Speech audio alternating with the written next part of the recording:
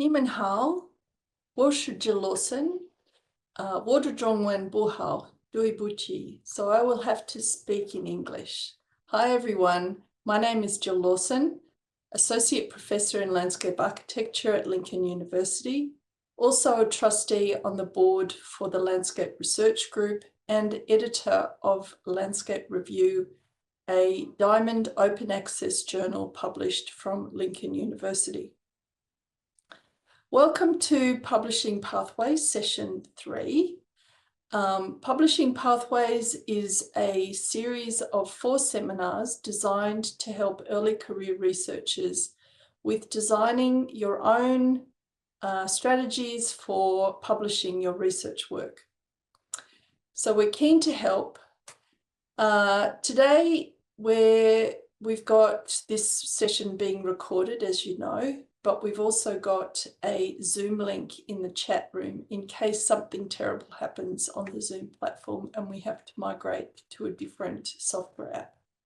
But hopefully nothing will happen, so we shouldn't have to use it, but just in case something happens. And finally, I've put in here a QR code for the website for the Landscape Research Group, in case you would like to go to the website and find out more information about this organisation. So today is session 3, and we've asked our speakers to go through and tell us a little bit more about their choices the pathways that they've chosen to publish their research work, and some advice for authors on how to make their own choices for where to publish their research work. So without any more ado, I'm going to pass over to Meng Yixing, and she's going to give you some more details specifically for the session today. Over to you, Meng. Okay, thank you, Jill. So welcome back to China Network Event Series Session 3, Dialogue with Authors, Choosing Where and How to Publish. I'm still the moderator Li Mengyixin, Associate Professor at Beijing University of Civil Engineering and Architecture, a trustee of LRG, and a young editorial board member of the journal Landscape Architecture and Landscape Architecture Frontiers. So let's give a little bit of review of the past. In session 1, our discussion focused on how journals work, how editorial decisions are made, and how researchers can begin engage with publication pathways in a formed way. And in session 2, we discussed some quite important issues such as communicating with the journal editors, what editors are looking for, how to position new work, and the opportunities for publishing in both Chinese and Chinese-led English language journal. And today, our topic will focus on differences in writing for academic and professional practice audience, open access, and how to choose the right journal for your work.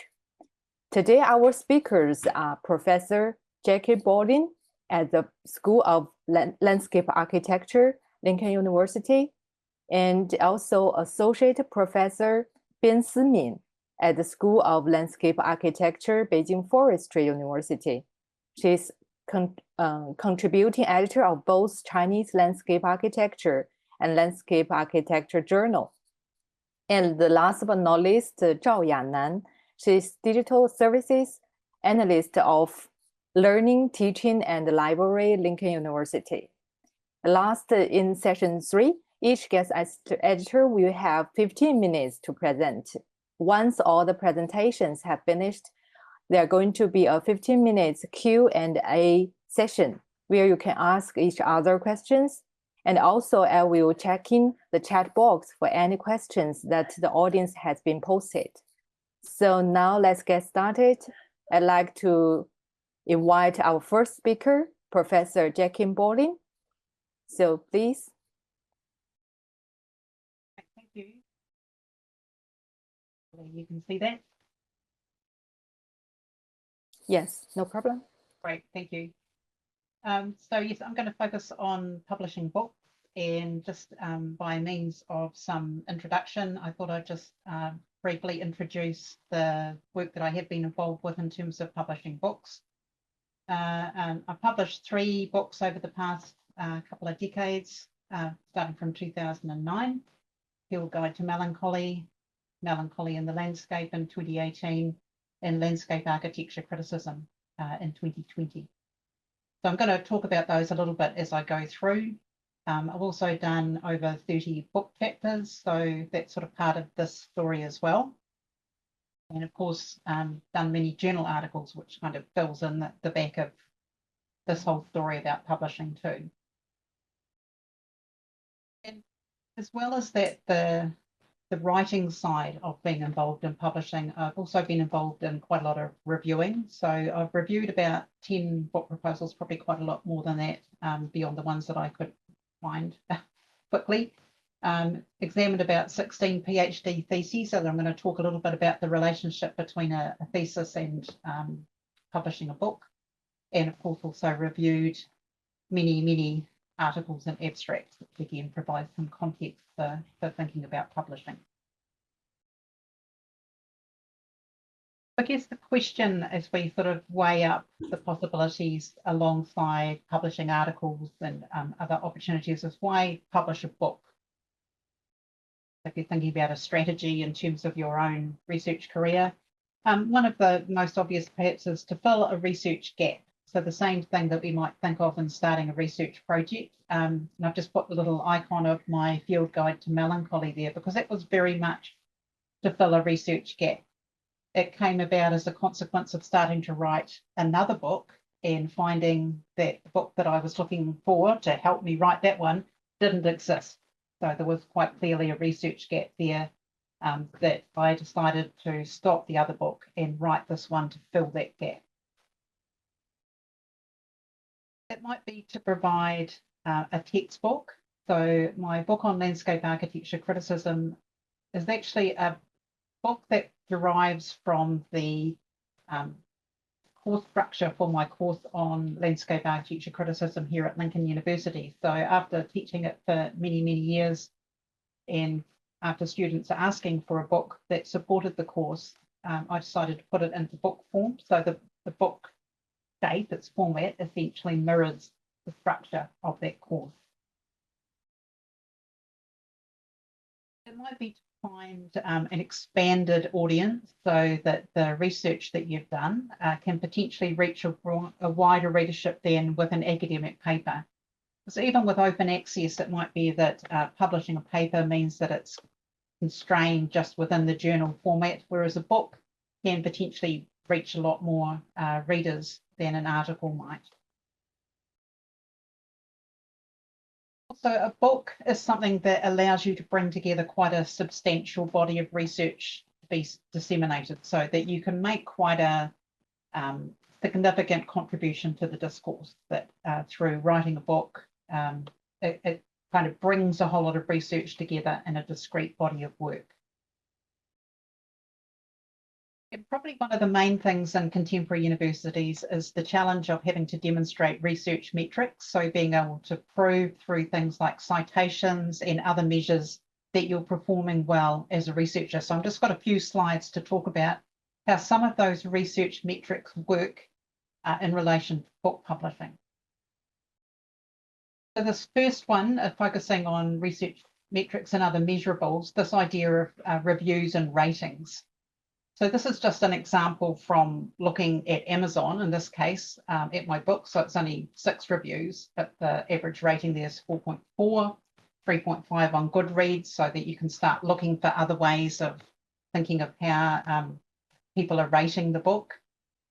This part on the side here is a screen that you can see when you're an author.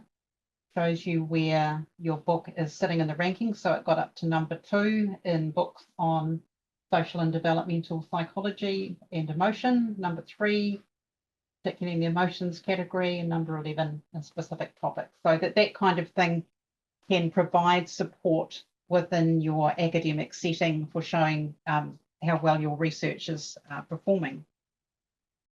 Alongside the quantitative aspect of a rating or a ranking is something like book reviews. So reviews appear in a range of different places. So these are just 3 examples for this same book. One is this first one on the left here is a magazine in New Zealand, which is called The Listener, and it's a current affairs and media magazine. And each year they publish a book of the top 100 books of the year. And they included my book in there. So again, it's kind of evidence of it being appreciated by the audience. This is a review from the British newspaper, The Guardian. And that's something that was facilitated by the publisher. So that's part of what a publisher can do to support book publishing as well when you're thinking about choosing a publisher. And the third review over here on the right is from an academic journal, Emotion, Space and Society, reviewed by an academic. This is just a little chunk of it. It goes for a couple of pages. So that was a very thorough review, which again is part of that thing of finding peer review as part of book publishing. Other measurables that we often look at in terms of publishing, whether articles or books, is citations.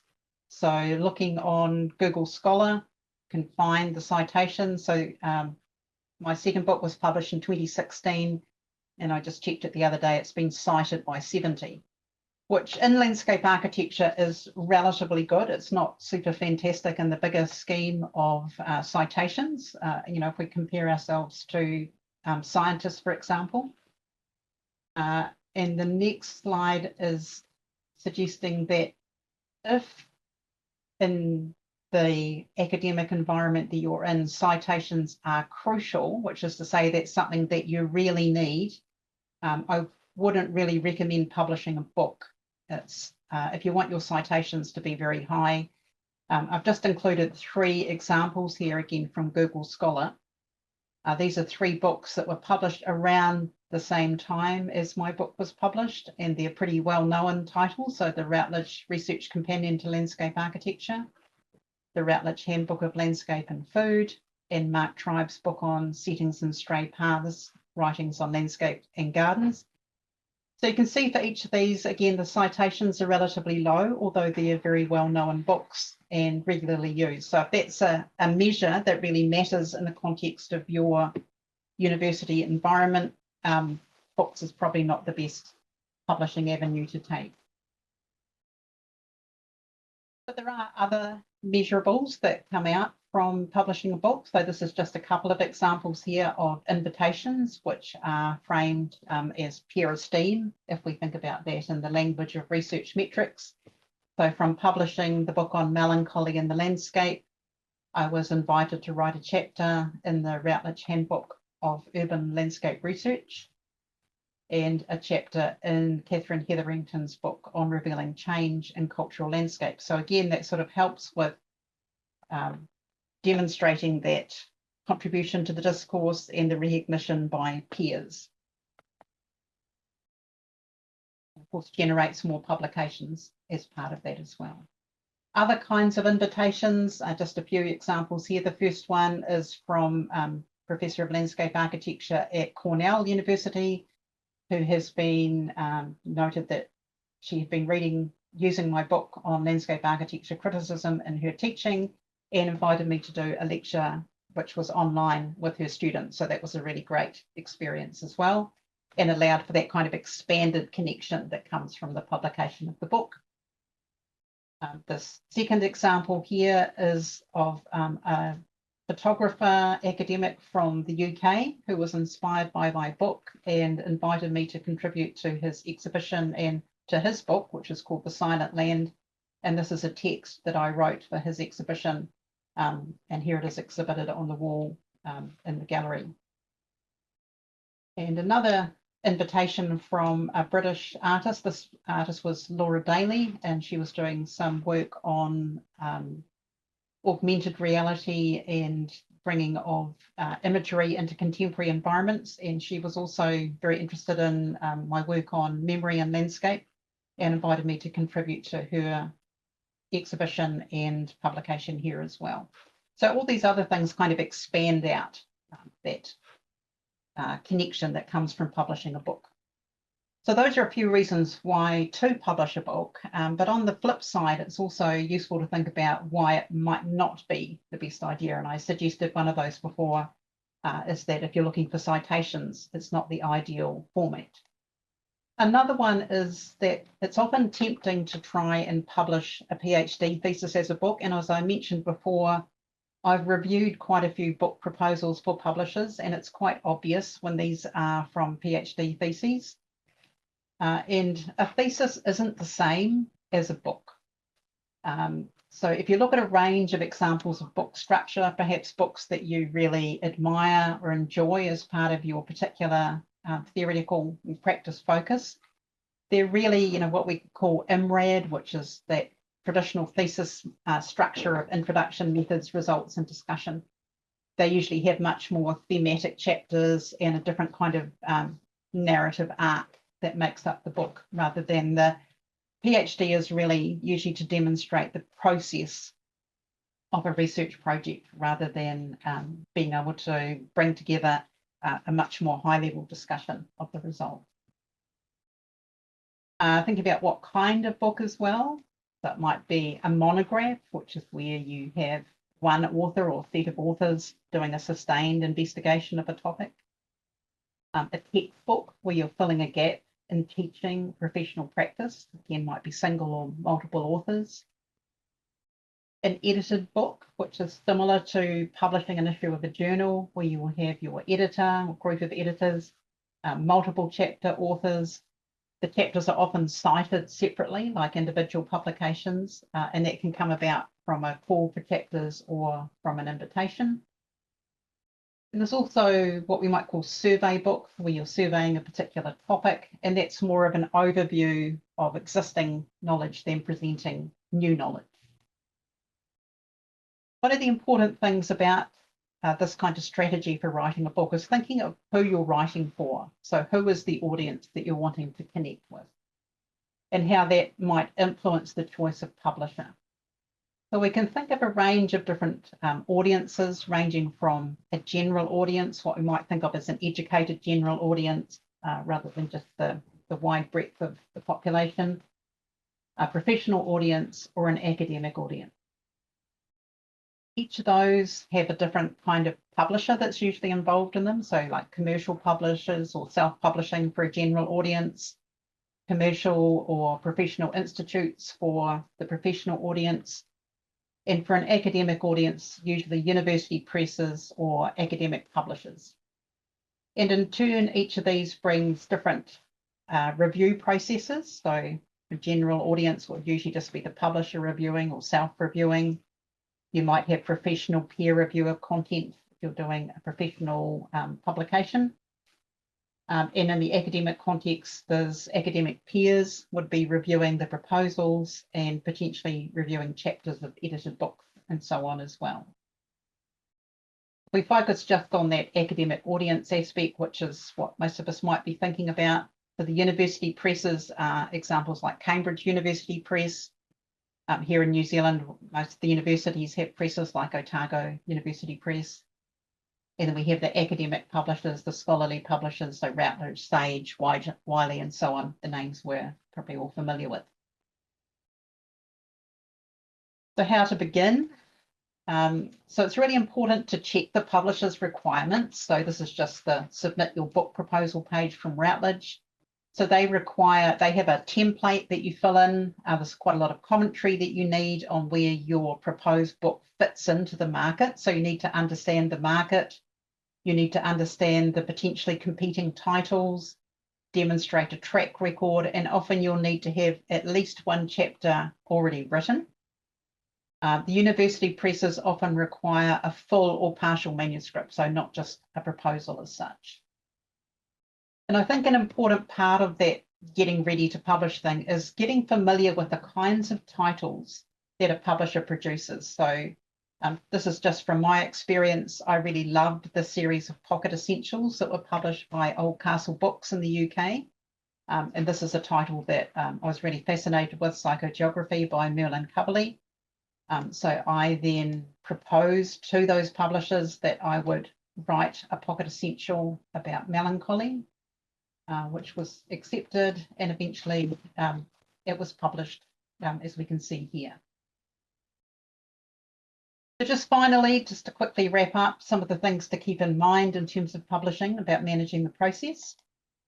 It is a long and demanding process. You have to have a very sustained focus on what you're doing. So it's kind of like doing another PhD. And if you've done a PhD, that might be quite an unappealing prospect. A monograph is typically something like 80,000 words. So it's quite a big undertaking.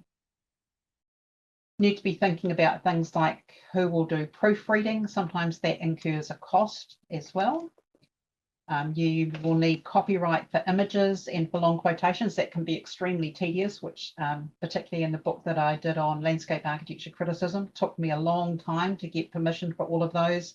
And in some cases, I had to purchase rights for images and so on. So that requires a lot of administration as well.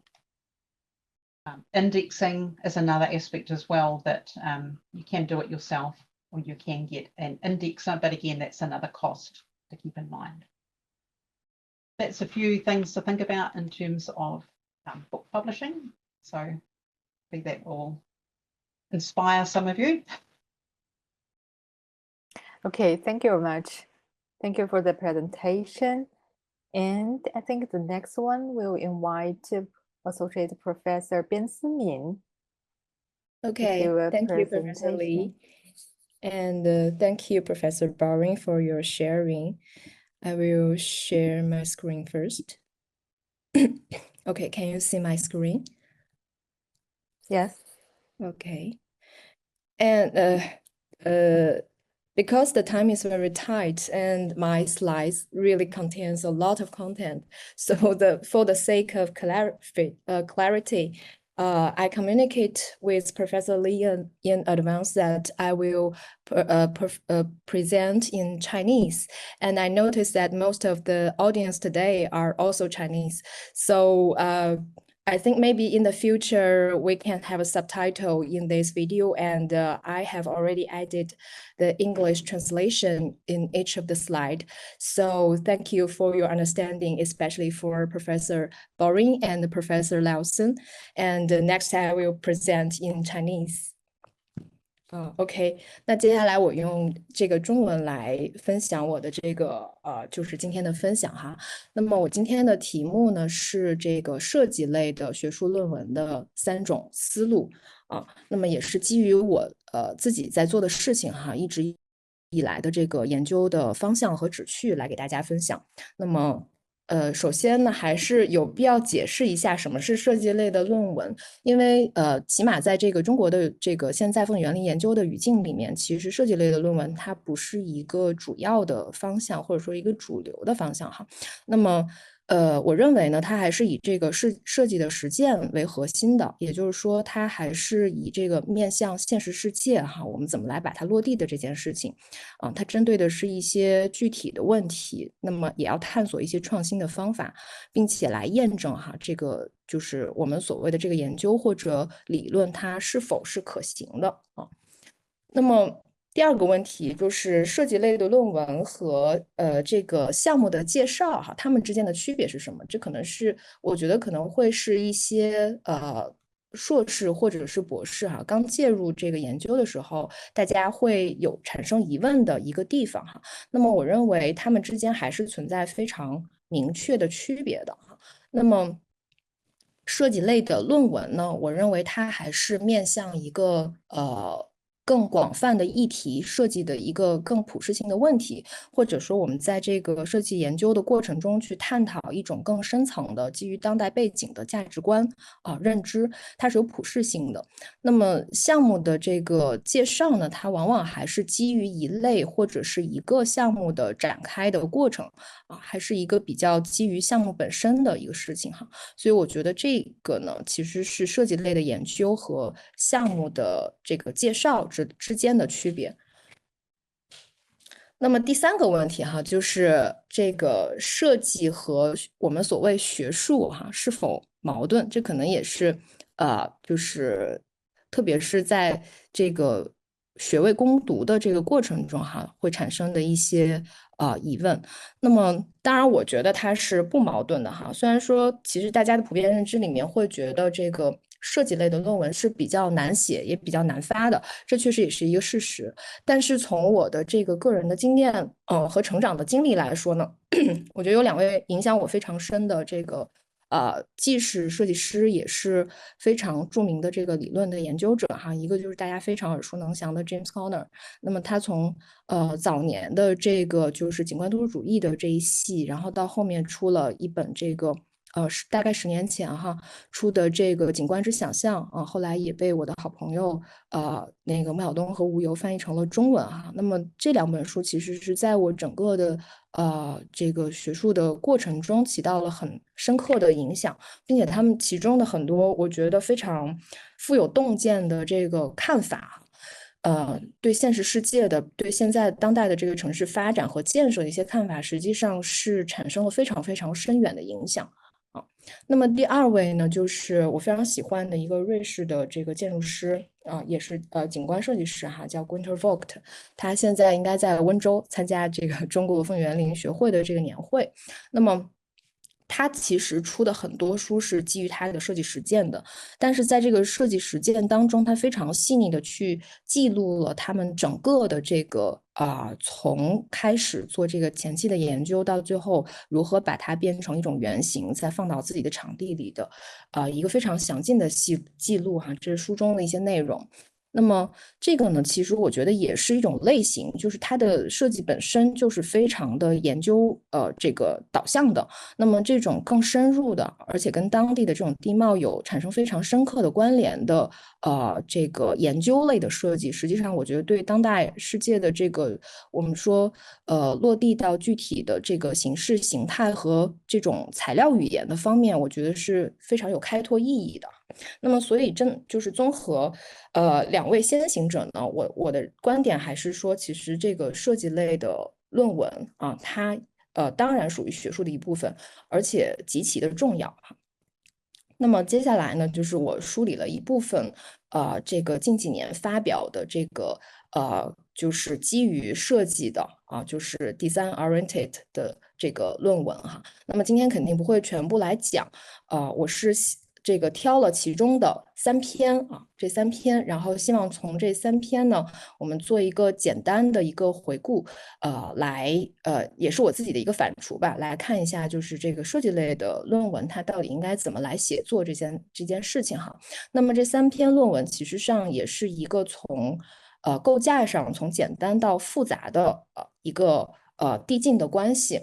那么第1篇呢是这个 FLAM 远足步道的3个关键词哈，它就是一个从具体的案例出发，也就是我们刚才提到的，它可能是最接近这个我们说这个所谓项目介绍哈，当然它不是一个项目介绍的一个类型哈。那么第2篇呢会更从观点来出发，第3篇呢会更从这个方法来出发我们先来看第1篇哈。第1篇呢是我非常喜欢的一个，也是瑞士的一个结构工程师，叫康策特哈。那么他的一个并不是他最有名的设计项目，但我觉得他是跟风园林的关系更紧密的项目，而且非常有个人的特点。那么这篇文章的写作其实是因为我非常的喜欢这个 case 然后就去这个查阅了很多跟这个 case 相关的资料，并且在这个过程中呢，就发现它的一些图纸和最后现场施工的这个情况其实是有很明显的差别的，所以当时还这个发了邮件去问他，就是为什么会有这些差别，然后这个也很幸运的得到了回复哈，就有这样一个前情提要。那么在这个基础上，我就想说其实是有蛮多启发的，就想通过这个角度呢来写一篇文章。所以就是后面就有这个契机，然后就成文了哈。那么从这个 title 其实我们可以看到，我最后是抓了3个关键词分别是克制、具身和认同。这其实就是从我发现的那些线索开始哈，最后归纳出来的。我觉得这个 case 里面值得被深入的挖掘和这个讲述的阐释的3个方面哈。那首先呢，克制它代表的是一种这个人类力量介入自然环境的一个基本的观念的问题哈。具身呢，实际上是我们在这个游走在这个步道中的这个知觉的体验的层面。那第三个呢，就更加的广泛，就是这个远足步道，它跟整个的这个阿尔卑斯山脉体系，包括这个北欧的这个游牧民族之间的一种文化认同的建构哈。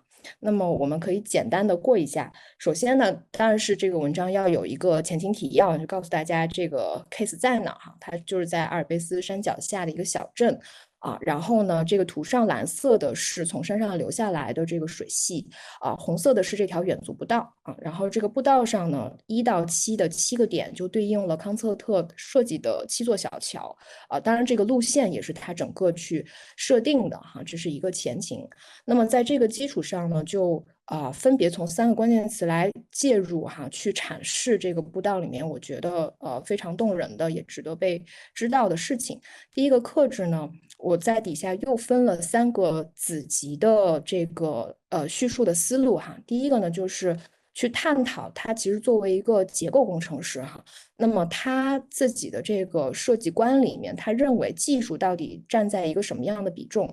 那么实际上他其实还是非常尊重自然的哈，没有这个过分的炫技，所以我觉得这个是一个值得提及的事情。那么第二点呢，就是说这个远足步道具体的设计中，它是如何体现这个克制的？那么这个部分其实就涉及到了我在研究中的一些侦探式的发现哈。那么第一个是基于行走节奏的一个克制，我们可以再回到这个里面，我们看1到7座小桥里面。有一些，比如说第2座小桥，或者是第5座哈，第7座小桥，它是有一些我们说结构建构，或者说是所谓的这个造型的这种意味在里面。但是还有4座哈是非常朴实的这种不管是在形态语言上还是结构上面哈，那么这个其实也是它的一种克制哈，就是从这种行走的这种节奏变化的层面上，包括其实在它没有进入步道的时候，很多的这个小桥是存在的，那么它只做了一些简单的结构上的迭代和升级，这是第一点。那么第二点呢，就是基于它的现场判断的克制哈，那这个就是我发现的一部分，就是我们可以看到在它的图纸里面，这个第7座小桥实际上它的石板是一个自然形态。但最后建成的是一个非常几何的形态。那么在我们的交往的邮件中哈，他也回答了这个问题，就是他看完现场之后觉得其实现场的这个自然的形态已经存在了，那么我们在这个已经存在的自然里面去仿照一个自然，他认为是一种不好的方式哈，他觉得我们反而是应该很诚实的去把这个人工的形态我要置入的部分跟它做一个区分。所以呢并且还有这个就是北欧的这个自然地貌的一个隐喻在里面哈，所以基于这2点他就对他原来的这个设计在现场做了一个这种修改的调整那么这个也是克制的其中一部分的体现。那么第3呢，就是去探讨了他为什么会有这样的想法就是他的这种价值观从何而来也是找了很多的资料哈，那最后是从教育经历和从业经历2个方面哈。那么教育呢是他受这个地图学家这个伊姆霍夫的影响很大。我们可以看到，就是伊姆霍夫很多北欧的地图都长这样哈，就是它既有这种宏观层面的地貌的一个整体的阐释，然后又有非常细节的对于地形、水系等等，包括光影的描绘。那么这个也是影响康策特的很重要的一个层面，就是从广袤的层面一直到非常具身的层面的一个影响。那么第2个呢，就是从他的从业，因为他是长期配合祖母托做结构的设计所以他的这个价值观整个的这个东西其实受祖母托的影响很大。从这2个角度来阐释他的这个影响。然后第2个关键词呢，就是具身就是具身的经验那么具身的经验呢，也是从2点出发也是它的这个现场的一个设计的调整然后第2点呢，是探讨了这个具身经验的意义。那么现场的2点呢，一个是这个我非常喜欢的这个彩虹状的桥那么它其实是从这个法国的版画里找到的这样的一种叫魔鬼桥，这个这个感受，但是他在现场的时候呢，发现这个设计的位置其实靠这个瀑布非常近，所以他在最后的这个建成里面，他对这个建造的工艺啊，然后包括结构都做了很大的调整啊，也是基于现场的考量啊决定的，包括景观的层次哈等等，我们在这儿就不仔细的说。然后第二个呢，就是对于这座伸下来的窄身桥那么我们可以看到它在设计图纸里面，实际上这个把手只存在中间的一部分，两侧是没有的。但是在这个实际建成里面，其实两侧得到了延伸。那么在我们的交流中，他也回答了这个问题就第一是从安全的角度考虑，发现现场其实比他这个设想的更陡峭。第二个呢，就是他觉得这个延伸的把手其实有一种就是邀请你进入的姿态从这两个方面对这个设计进行了调整。第二就是我们可以看到，当你走在这个桥上的时候，它其实把这个桥的这个宽度做了极致的压缩，基本上你只能这样战战兢兢的走上去那么也是通过它的这种结构上的一个调整，希望你走上去的时候能更近的去体验你的身体跟自然之间的一种很亲密的接触那这两点是我觉得非常有意思的，基于现场的判断具身的经验进行的调整那么第三呢，就是回到了更大的一个层面上去回溯了这个游牧民族，然后包括从17世纪开始的这个欧洲的壮游等等的这些历史它居住在阿尔卑斯山的这些人，他们的一个以 hiking 为一个这个传统它跟一个身份建构之间，民族的自然观之间是一个什么样的关系，包括弗兰远足步道跟他们之间的这个关系然后，最后这个云海上的旅人呢，实际上我觉得也是对，就是这种民族自然观，或者说对这种崇高的审美的一个非常好的一个表达。那么上面的这个文章呢，其实我觉得一个是基于兴趣，一个是要有明晰的这个关键词的线索，另外就是很多工作是像侦探一样就是在很多的海量的资料里面去建构他们之间的联系的这样一个过程。那么第二篇文章呢，是从这个观点出发的也是这个我早年发表的文章里，我觉得是一个里程碑式的集中体现我的设计观念的一个文章那么它是从这个事件 event 的角度去理解景观这个是前面的一个摘要，我们可以简单的过一下。那么实际上还是以设计师的身份出发首先呢是剖析了这个现在的设计就是我们的风景园林研究呢，它其实是有两种面向，一个是我称之为剖切式的，就是会把景观的各个层面分成很多层，然后对它进行提取，然后去分析里面的其中一些要素。那么另外一个是更整全的思路，就是我们成为一个主体进入这个场地之后形成的一个综合的一个体验。那么从这个层面出发，然后提出了两个问题就是说第一个是剖切式的这种研究，它能否替代设计师做出一个现场的决策？那我认为当然是不能的。那如果不能的话，那么我们作为风景园林师，它的核心作用体现在哪里？从这儿出发去进行后面的这个讨论，所以就提出了一个把景观认知为一种事件，而不只是一个对象或者事物这样的角度那么从这个角度出发呢，实际上我们的体验是跟身体跟时间密切相关的，所以又在时间的维度上把它分成了短时段的、长时段的和混合式的，或者说蒙太奇式的景观的三种方式，实际上都是跟景观和时间和情境密切相关的那么在这个基础上呢，找了3个例子，分别来说明这个短时段的景观是找了这个西巴的艺术节我觉得它的这个 moment 非常的动人，就是通过这样一个整体的瞬时的呈现来体现人在这个场景里的一个综合的感受。第二个呢，还是我非常喜欢的这个远足步道的例子，但是从一个整体行走的角度去探讨它的节奏，人在时间中行走的节奏和体验这个角度。那么第3个也是我非常喜欢的，是纪念这个哲学家本雅明那么他在这个西法边境跳海自杀的这个场景然后包括卡拉万是如何通过4个 moment 一种蒙太奇是跟他的人生之间的这种互相映照的关系，最后实现了一种设计上的，我们说在人的行走体验上对这个人本身的故事的一个隐喻。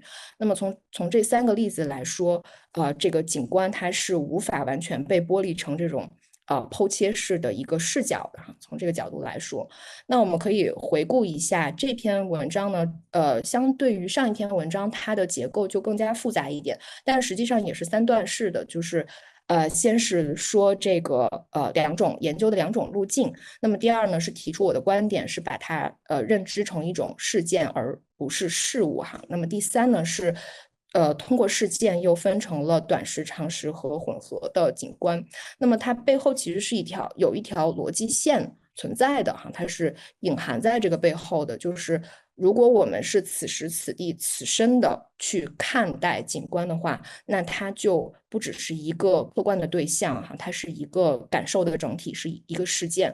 那么如果是一个事件的话，那它就一定跟时间有着不可剥离的这种粘连的关系。那么再通过时间去把景观不同的这种景观的呈现，用时间来分类了之后，我们用3个具体的例子来说明为什么它是一个整全的存在是这样的一个思路来完成的这篇文章。那么第3个呢，就是从方法出发。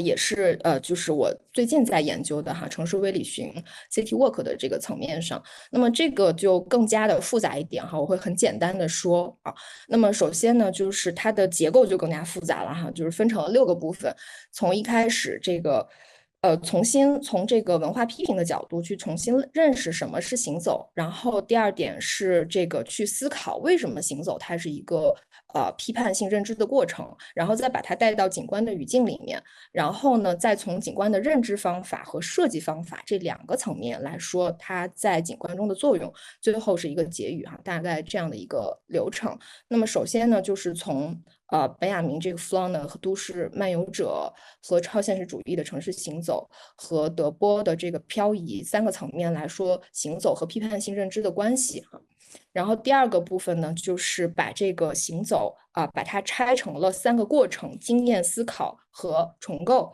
然后用一些这个解释性的阐释来说行走跟身体调动之间的关系，然后行走是如何去触发这个更多的思考和遐想的，以及我们在行走的过程中是如何实现一种对世界的认知的一个重构那么去剖析为什么它可以承担一个批判性认知的这么一个媒介然后再把它带入到景观的领域来说，我们在行走中在景观里可以发现什么那举了很多的这个例子，也是基于大量的阅读和这个搜集资料的整合比如说布克哈特他是把这个行走带入到这个景观领域来的这个第1个人然后他对于城市观察和行走之间的一些关系的阐述然后包括我们都很熟悉的这个劳伦斯·哈普林，包括他的爱人安娜·哈普林他们是怎么对待身体和行走和体验的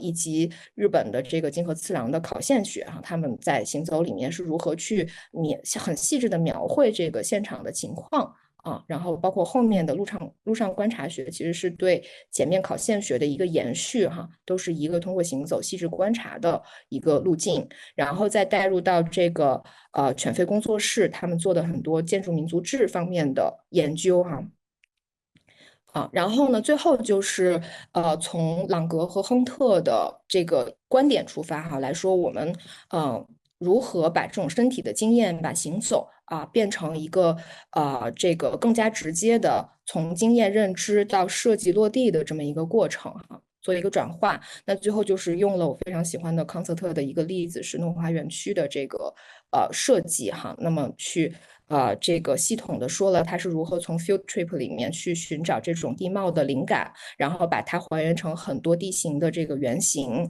然后再把它置入到它的场地里面去隐喻这种各种各样的地形，包括河床的这个地貌然后最后形成的一种非常有自然氛围，然后有创造力的一种新的形态和材料语言的呈现然后包括对于它的这个绘图的一种氛围的传达然后最后的现场大概是这样的一个过程。那么这个就是第3篇文章的一个基于更综合的认知和这个认识的整合形成的一个框架，它就更加的复杂。那么最后呢，就是其实我觉得整个的这个写作的过程包括特别是设计类的写作，我觉得它非常吃这个经验的积累然后包括对现实生活的一个细腻的观察，然后大家要多思考，最后就是要多写然后呢，就是我觉得最重要的其实是真诚，就是真诚的去思考设计到底是什么，它其中包含什么非常重要的真实的问题，然后我们如何通过这种思考和书写去阐释和解答这些问题最后就能形成一个你自己的基于你的设计观形成的一个写作的体系和架构那么感谢以上就是我的分享。Okay, 谢谢边老师. Thanks to the Professor Ben Smin. And the next one, Zhao Yanan from Lincoln University. Yanan, 在吗？ Yeah. Oh, there. hello. I'll share Yeah. share my screen now. Okay. Okay, thanks. Can you see it? Yeah, okay. Kia Koto， 我叫赵亚楠，我在新西兰林肯大学的图书馆工作。I'm going to speak today in English, and I will cover the first 10 minutes, and then I'm going to pass it to my co-presenter, Associate Professor Gillian Lawson from the School of Landscape Architecture. We're going to just briefly look at how and choose where and how to publish, especially by focusing on open access publishing. So when thinking about where to publish, there's a few factors to think about.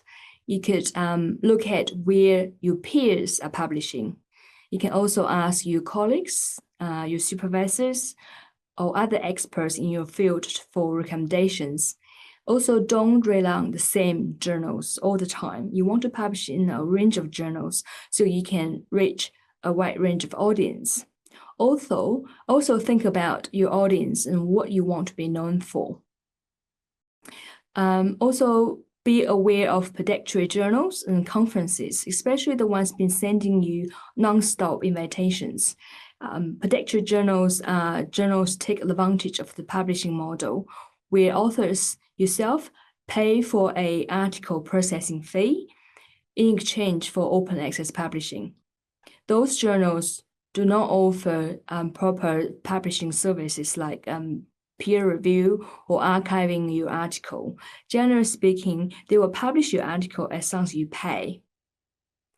Just a bit more on predatory publishers. So years ago, we had this researcher. He wanted to raise awareness about predatory journals. So what he did is he submitted a range of fake papers, and some got published. Here, I just have an example here.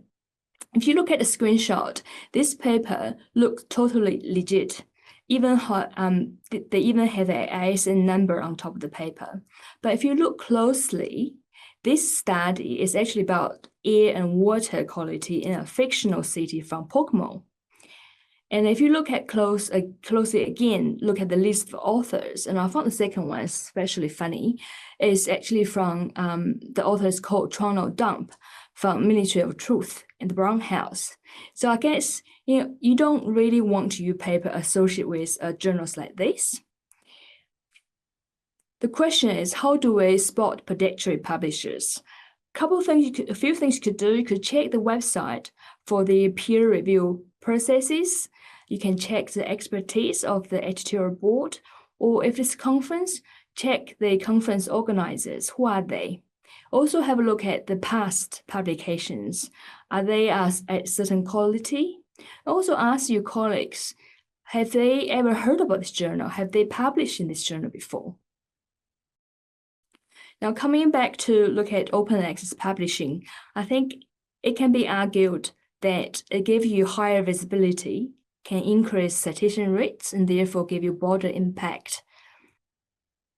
I also want to mention that it is useful that if your target journal is indexed in one of the major disciplinary databases, such like Web of Science or Scopus, or a relevant disciplinary database, or a region-specific databases, such as the Chinese Science Citation Database.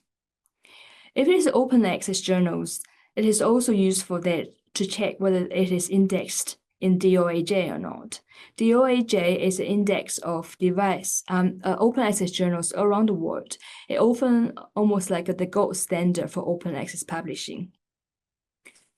And having your target journal indexed in those databases, because in a way, those major indexing databases requires journals to meet certain criteria for inclusion. So therefore, it gives you a certain level of show certain level of qualities. Here, just at least for publishing models, but today I just want to focus on the four main open access publishing models. The first, we have Diamond OA, is free to publish and also free to read. It's often supported by institutions or a research community. All the content in Diamond OA are open access and often is licensed under a Creative Commons license, which we'll talk a little bit more in my next slide. We also have Gold OA. It's often provided by a publisher and you pay a APC fees to publish, but it's free to read. We also have Hybrid OA, which is also often provided by a publisher. It's pay to publish and free to read. But the difference between Gold OA and Hybrid OA is for Gold open access journals, all the content in the journal are open, where Hybrid, as the name suggested, some content in the journal is open, others are behind paywall. We also have the good old Green OA, which essentially means that it's a way to allow for the authors to self-archive a copy of their articles in a repository. And that could be an institution repository. It could also be a subject repository. And often the version that the publisher allow authors to self-archive is the accepted manuscript version, which is the version that has been through peer review, but hasn't got the fancy formatting from the publisher yet. Just quickly mention Creative Commons license. It's generally speaking, the CC license gives you people a way to grant public access or use permission to use the work under copyright law. And we have 6 CC licenses. The most open and most used one is CC BY. Generally speaking, it means that people can use your work anywhere they want, and even for commercial reasons. They can also make modification to your work as long as they attribute to you as original authors.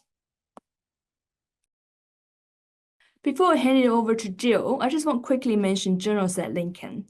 Journals at Lincoln is a platform that providing Lincoln University editors to host open access journals. Now, all the journals on Journals at Lincoln are Diamond OA, and Jill is the leading editor for Landscape Review, which is hosted on Journals at Lincoln. I think Jill works very hard in the last couple of years that to have Landscape Review indexed in DOAJ, Scopus, and also we were able to integrate ORCID in our submission and publication processes. I think that just shows that we did all the hard work because we want to show that by removing the financial barriers, it does not necessarily mean we are compromising our quality and reach. Just quick mention ORCID. You probably know this already. ORCID is a free, unique, persistent identifier for researchers.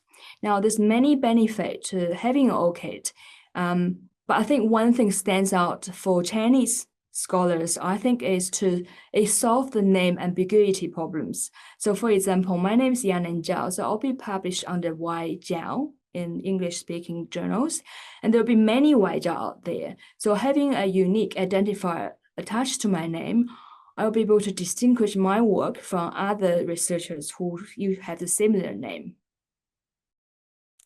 Now, that is part of me. 谢谢大家. I'm going to hand it over to Jill now. Thanks, Yinan. So here we are. How do we find the right journal for your particular research work? Well, I would recommend Scimago. You can find it on the web.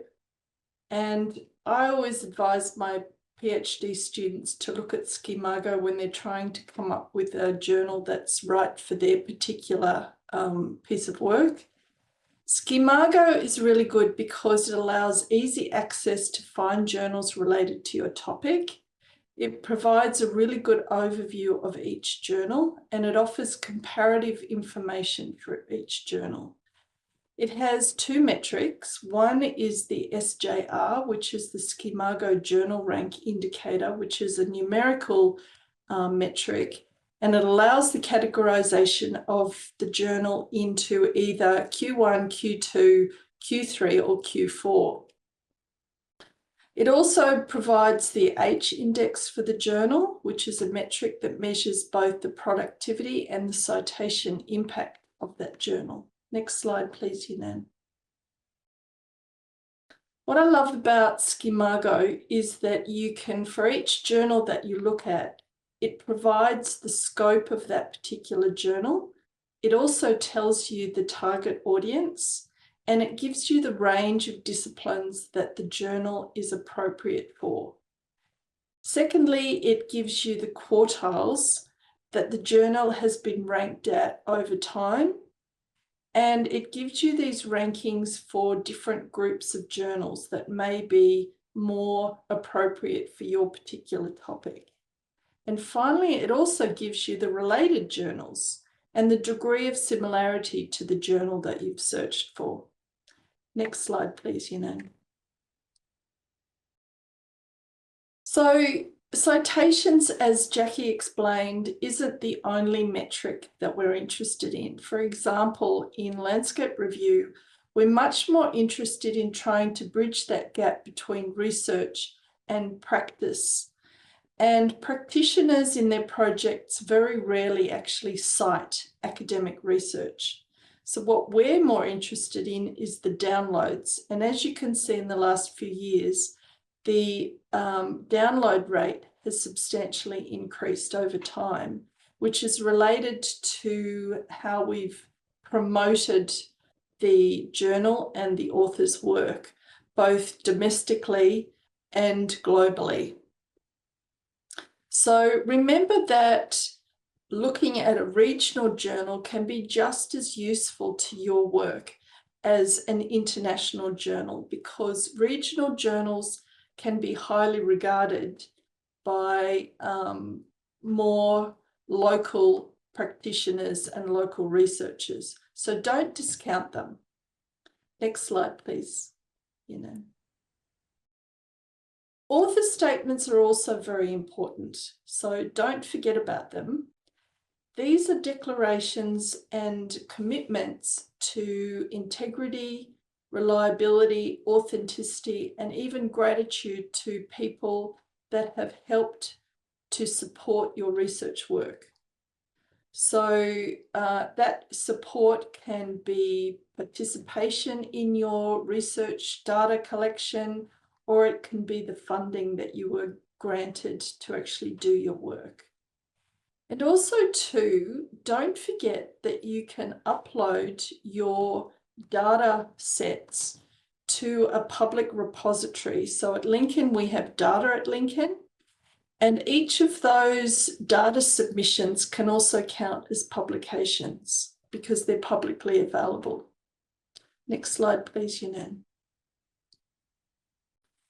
These declarations at the end of your manuscript. So if you're using an online submission system, sometimes these are a checkbox, but in many cases, you actually add these statements, author statements, to the end of your manuscript. And this is where you make a declaration about any conflicts of interest, where another person or organisation may or may not have had any influence over how you've done your work or what you found. So that's what we call a conflict of interest. Often that's not the case for most early career researchers, but it's something that you want to bear in mind as you become more and more experienced. It's very important that you maintain your integrity as a researcher. And then, as we've discussed in previous sessions in publishing pathways, you now more commonly have to make a declaration for how you've used AI. Now, this can be assistive AI just for language and grammatical problems, to sort out those issues, but equally it could be how you've used generative AI in the content of what you're actually writing about. This is where you specify what you used and why you used it. And that's really important to maintain transparency. So you want people to trust you as a researcher going forward. So this is important that you give this statement so that editors and reviewers know exactly how you've used AI in your work. Next slide, please, Yanan. When you have multiple authors involved in your work, and this is often the case with Chinese scholars, make sure that you're aware of credit, which is the contributor role taxonomy. And credit has 14 different contributor roles that you list against each author. So this is to make sure that all authors listed on the manuscript take full responsibility for the content of what's written in the research work. And those roles can vary from conceptualization right through to reviewing and editing. So many journals now ask you for the roles that each author have actually contributed to the manuscript. And that's really important.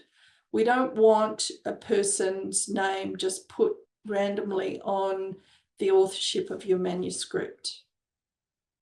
Next slide, please, Yanan. And finally, what I would recommend that you also do is take every opportunity to add your photo or a video abstract to your manuscript. This is so that you can start promoting yourself and people get to know you, especially if you're going to go to conferences. So it's not just your name in text that people get to know. And often with Chinese scholars, those names can be very ambiguous. It's difficult to know who is who. But if you have a photo of yourself with some bio details that tell the reader where you're from, that adds to your credibility and you become more well known through your graphic interventions in some of these articles that you're writing.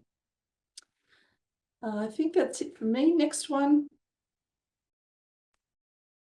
So in summary, from Yanan and myself, this is what I would recommend. Look at where your peers are publishing.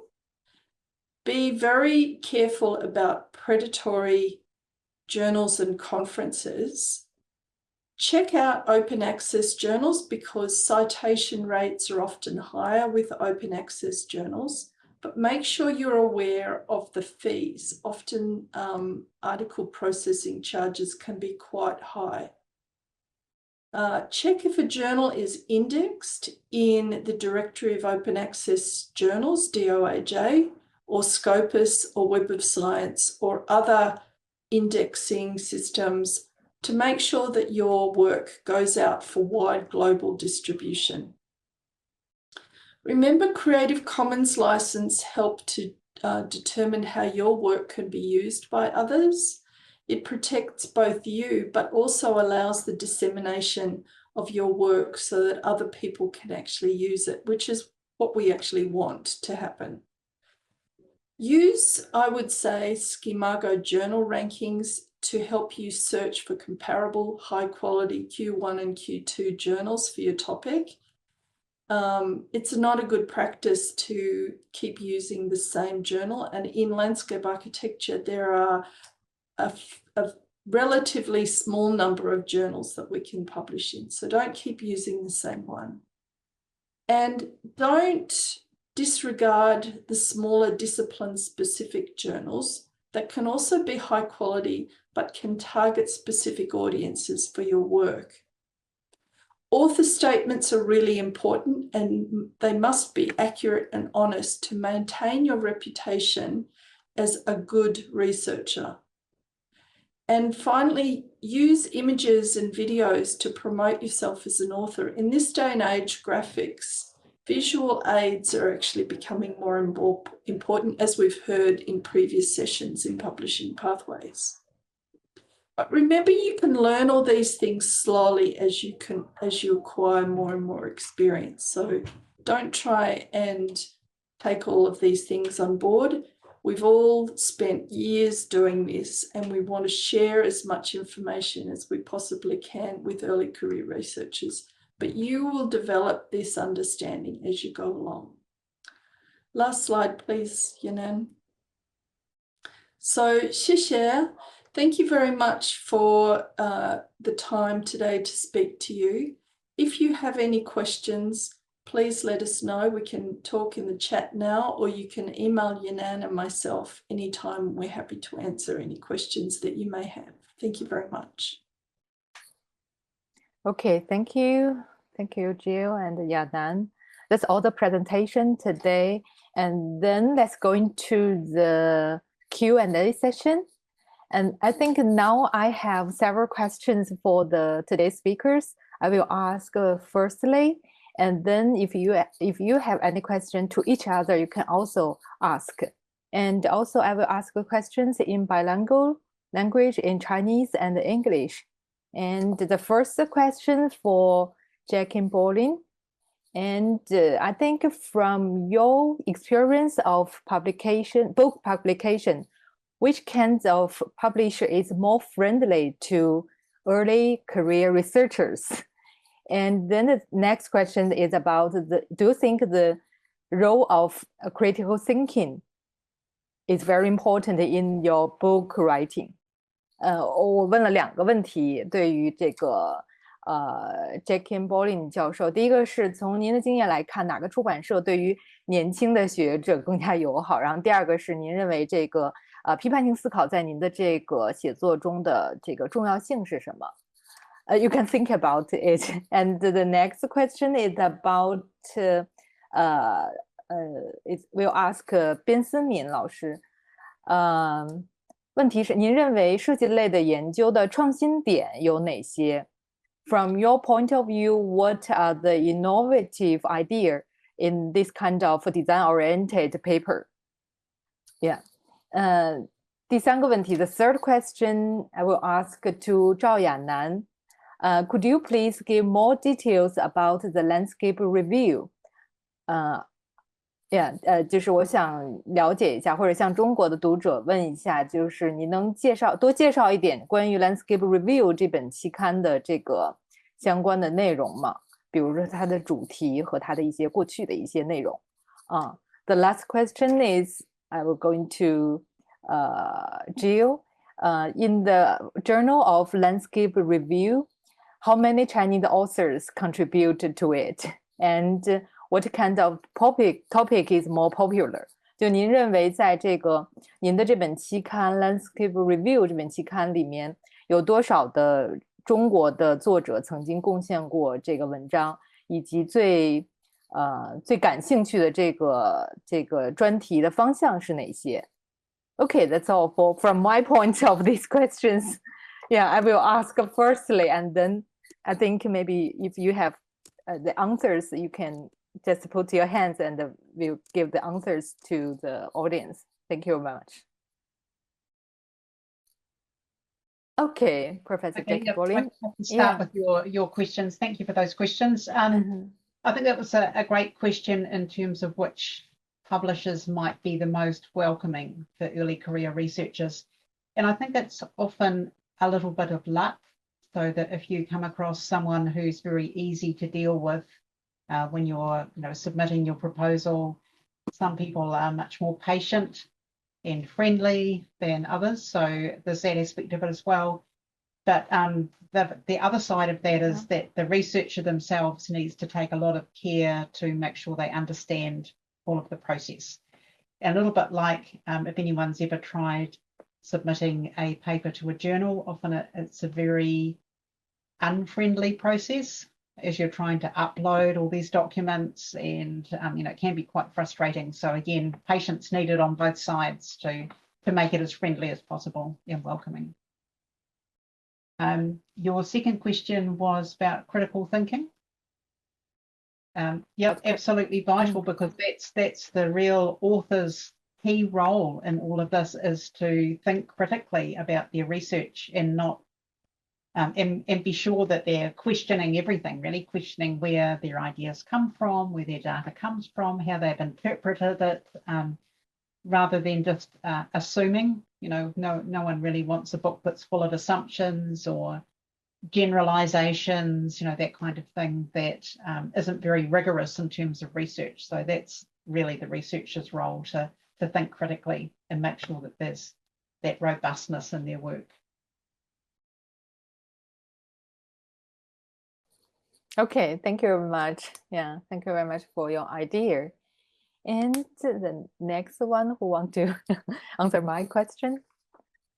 Maybe it's me. Okay. Yeah, okay, perfect. I will also answer the question within 2 languages. Okay. Okay, first English. I think it's a very good question, because a design-oriented paper is very hard to write, and I think there are 2 kinds of way to make some new points in this kind of paper. First is through lots of reading, and maybe from philosophy, society, and humanity, and you can and also art, and you can find that there are many relationships between these kind of subjects and design and landscape architecture, and that is the way that I used to use within my academic journey, like PhD period and so on. So I think this is one kind of way, and I believe that scholars like James Conner have used kinds of this way as well, because I see lots of like philosophy perspective through his papers. And another way, I think, is like recently years, because I'm also a designer and a scholar, so I also do many practices these years. And I find that if you jump into the practice, and you will find that it's not something that you think, you imagine in your mind. For example, I do the community renewal practice within Beijing Financial Streets, and that is a Hutong area, and there were lots of old residents there, and after that, I think participation is very important, and how to well organize the participation is much harder than I imagine. So also, what kind of material is proper in this kind of very sensible area? So these are very, very rooted practical questions that only if you do the design, you can reach the very deep session of this kind of question. So this is another side that I think you can create something new through design. So this, I think this is these are 2 ways to make new points in the paper.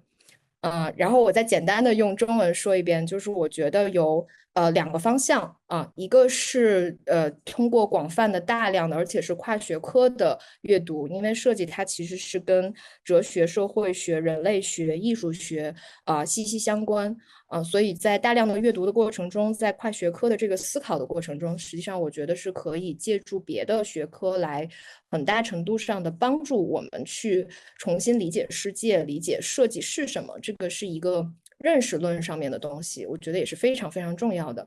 然后第2个层面就是我觉得同时作为学者和一线的设计师，其实带给我很多的启发因为很多的问题实际上当你深入一线的时候，你就会发现我会有纸上得来终觉浅的感觉，就是在这个书房里。发明的也不能叫发明哈，研究的理论，它在实践的层面，其实上会遇到非常多的问题，而这些问题都是非常扎根的和一线的问题。那我觉得这种就是深入到前沿的实践里面遇到的最真实的问题，它其实反过来可以去反哺你的这个设计的想法和所谓的这个就是更落地的、更具实践价值的这个创新点，然后从这个角度再来反推你的这个就是基于设计的这个研究，我觉得它在现实的层面上，反而是更有价值和意义的。就这些，李老师。Okay, thank you. Okay, next, Yanan. Okay, yeah, thank you. 谢谢你的问题. Thank you for your question. Because I don't really involve in the publishing process. I think I just want to quickly say, Journals at Lincoln is, as I said, is a type of diamond open access journal, because it's supported by Lincoln University, and we have Jill sit on the editorial board. We don't charge people to publish. It's also free to read. But I'll just, Jill, if you're okay, I'll just pass it to you to maybe talk a little bit more on the type of topics and courage that you have and or planning in the future. Yeah, thanks, Yanan.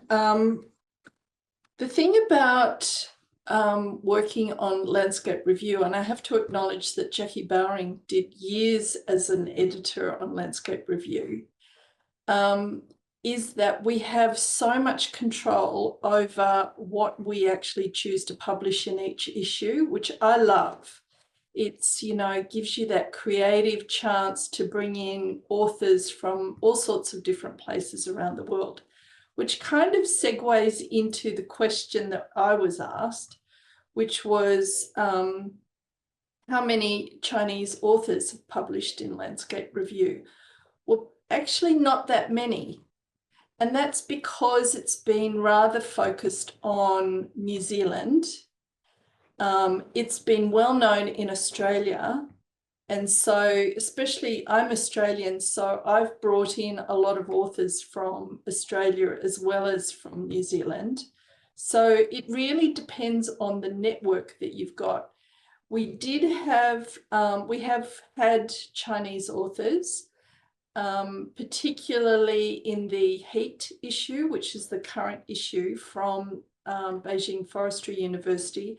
And that's because I was well aware of the work that the postgrads of Professor Li Liang at BFU were doing.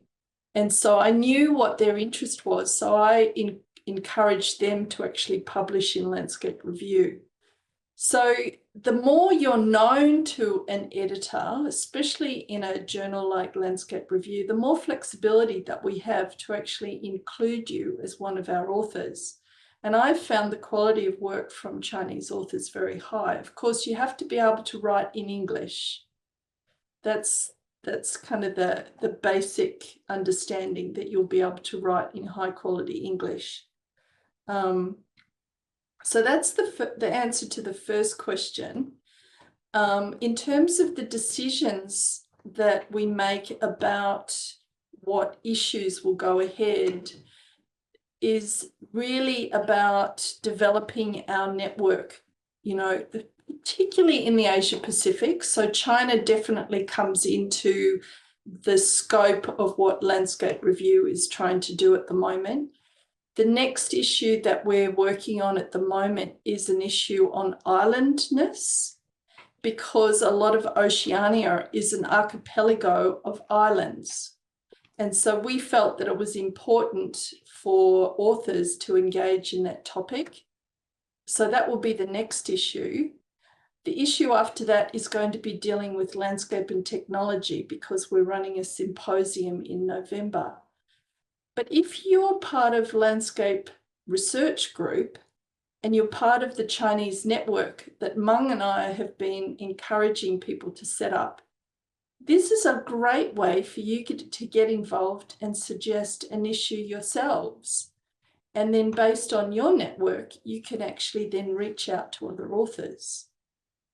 So this is something that I really encourage you to do, because your networks internationally will help you as you become more and more experienced as an academic. In terms of the question about what are the most popular articles, that's a really good question, and I like to keep an eye on that as well. The most popular articles historically with Landscape Review have been those articles about Maori culture, because that's quite unique in the world. And those articles tend to be cited very highly because people have a real interest in Indigenous perspectives. So that's probably the answer to that question. However, the current issue has had astronomical downloads. The issue is on heat, which hasn't really been touched that much in the whole climate change debate. So dealing with heat is one of those invisible things. We hear about sea level rise, we hear about flooding, all those kinds of things, increase in bushfires, particularly in our part of the world. But we don't get to hear a lot about how cities are heating up. And that was where Li Liang's PhD students made a great contribution in terms of trying to make our cities cooler. So the other thing that I would say about Landscape Review that I really enjoy, and I think practitioners really enjoy, is that we've opened up the opportunity of not just having academic articles, but we have opinion pieces. We had not very long ago a fantastic, hilariously funny article, in a way. It was a serious topic, but it was written in such a great way from a practitioner about thinking about weeds from a different perspective. We've had poetry. You've got the opportunity of doing a photo series or even interviews. So really it's up to your own imagination as to what you want to propose for a journal like Landscape Review. That's what I love about it. So hopefully that's answered your questions. Okay, thank you very much, Jill. Yeah, thank you very much. And now maybe we still have 5 minutes or several minutes. If you each other have questions to ask, you can just raise the questions. Do you have? No. Okay. I've got a question. Maybe. Okay. Thanks, Jill. When you're thinking about books, Jackie, you were talking about having a body of experience. Do you think books are more appropriate for more senior academics, or is it possible for early career academics to have the body of work to put into a book? I think it's probably a challenge for an early career researcher, but they might be part of a team. So if you think of, rather than doing it as a solo kind of a thing where, depending on where you are in that career trajectory, but certainly joining up with a team or even supervisors and so on might allow you to build up enough information rather than, say, just relying on a thesis or something, which hasn't really kind of got the depth and breadth that you need to create a book. Yeah, that's what I understand, is that you want to have had a series of journal articles and a body of work that has kind of developed a field. Yeah. I also have a question for Professor Jill Lawson. Sure. Yeah. I wonder, in your opinion, that for example, a scholar in China, a Chinese scholar, if she or he write a paper, what kind of perspective is more proper for international journal? It's more local, like Chinese vision, or within a more general or global vision? Which one do you think is is more fitable? Yeah, that's a great question. I'm also associate editor for Landscape Research, so I see a lot of Chinese authors' work coming through. I think the mistake that a lot of early career researchers make is that their case study is very much based on a Chinese cultural context or Chinese heritage, which makes sense to a Chinese audience, but doesn't make a whole heap of sense unless there's a good connection to how that applies to other cultures. And I think that's one of the big difficulties that early career researchers face in terms of rejection, because there's not enough connection made to how a Chinese traditional garden, what contribution that gives us to think about in terms of either theoretical concepts or practice-based methods for other researchers in Africa or North America or Oceania or South Korea or whatever, or Japan. How does that relate to these other places outside of China? Because I suspect because of the language barrier, a lot of the work that early career researchers in China are reading is based on what's been written in Chinese rather than English. And that's been the motivation for doing Publishing Pathways, because it's important that Chinese scholars actually get to hear the perspective from both English-based language journals, but also from Chinese journals. And there's a great deal of similarities. It's just that the language barrier prevents us from hearing both sides. But I think that's going to change very soon. Okay, thank you so much for this answering. You're welcome. Okay, I think that's all for today. And thanks again for our guest speakers. I think next Thursday, we are going to have session 4, the last session, dialogue with reviewers, understanding peer review and the Chinese authors' experience. See you next week. Yeah, bye.